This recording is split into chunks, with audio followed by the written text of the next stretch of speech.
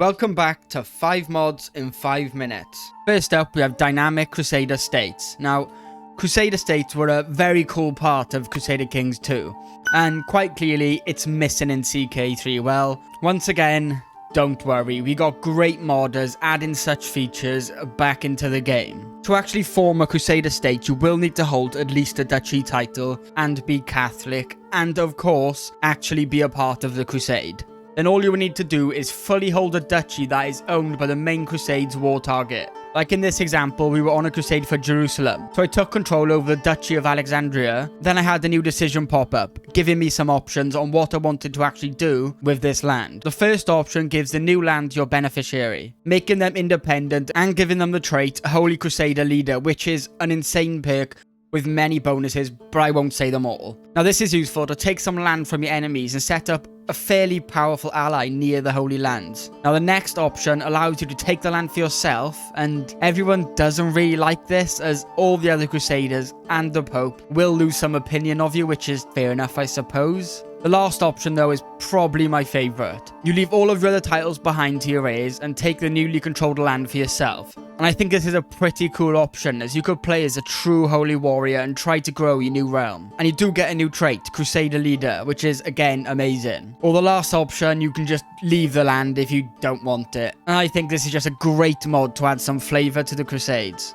Next up, we have the new adventure. Currently, I'm a massive fan of mods that simply just give you more to do, especially once you've already got to the point you have a giant empire. As for me, the game gets stale pretty fast when you get to that point. So you start an event where you will choose who you want to take over your land when you go, from family members to vassals, and then you pick and they will take all of your land but one county, just so you have somewhere to prepare for the new adventure. You get given 1,000 gold and a choice to buy some special soldiers ready to leave. And the last thing you need to do is send some scouts out to where you want to go. And just like that, you get a special Casus Belli, letting you take over the land, but they will need to be either a count or a duke. Of course, you won't be able to go that far as you probably won't have the diplomatic range to do so. But each time you do complete an adventure, you get a new trait. Starting as a novice adventure, giving you a plus 25% diplomatic range and a plus 50% bonus to your supply duration. And the third and final trait gives you a massive 75% extra diplomacy range. And I really love how they have handled this. It just gives you something extra to work for and allows you to try a new playstyle, adventure in the lands, and try new things with just a single dynasty to keep things fresh. Next up, we have Roma Invicta. This mod allows you to start from a count and gives you a goal. See how far you can take the Romans with loads of new features. So you do start as an incredible character who's genius, Herculean, a witch, and has a new trait, Caesar Bloodline, giving a few bonuses to your character. The new Roman culture has many new additions, like the 4 new Roman men-at-arms, a new government type you can unlock by taking a decision,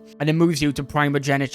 You just need a duchy title, 500 gold, and 1000 prestige. And one thing I found quite cool is you do start with claims on the Pope's land, help you bring you even closer to creating the Roman Empire. And if you do win, you get a new kingdom title, Regnum of Romagna. There's just loads of new content here, like the holy sites in Rome and Napoli. Now there is already an amazing recreation of the Roman Empire in the Fallen Eagle mod, but if you are looking for a challenge in CK3 that isn't changed so much, then I think this is perfect for you. There's just been so much effort put into this mod. So at number 4, we have Advanced Casus Belli. This mod adds 3 new Casus Belli to the game and allows you to go to war to gain other things like fame and gold. The first new war type is Border Dispute, and this allows you to start a war without a claim as long as you're feudal. Of course, people don't like this, causing you some tyranny gain, losing you 150 fame and 100 piety, but it's just a quick little way to capture a new county. And the second one added is called Dominate, and winning will force the loser to pay money to the winner. And there is a 25% chance you will become rivals, which is useful for the third Casus Belli. Humiliate rival, gaining you a decent amount of prestige and fame while causing them to lose the same amount. What I really like about this one is that it causes all family members to become each other's rivals. It's a great bit of roleplay in that sense, and it's always good to just have some extra wars to try. So last up today we have Restored Kingdoms and Bookmarks. This brings you 5 new bookmarks to Crusader Kings 3, and as new kingdoms you are able to restore, such as Egypt and the Western Roman Empire, but there is 7 new kingdoms in total. Like, all it really does is add new time periods with variations of where the kingdoms are and so on, but still. If you just wanted to try a new time period and maybe restore something like the Kingdom of Babylon, this will just be a great mod for you. They go from the early Middle Ages in 769 AD to the late Middle Ages in 1337. There are some great ones in the middle, like the 3rd and 4th Crusade. But yeah, thank you so much for watching, and if you did enjoy, consider subscribing for more like this in the future. But of course, I want to say a massive thank you to all of the channel members. We have Bayek Von Quark, Arcane, Damien, Intermio 1, Irrelevant, and Luke Jarrett. But yeah, thank you all for watching, and hopefully I'll see you in the next one.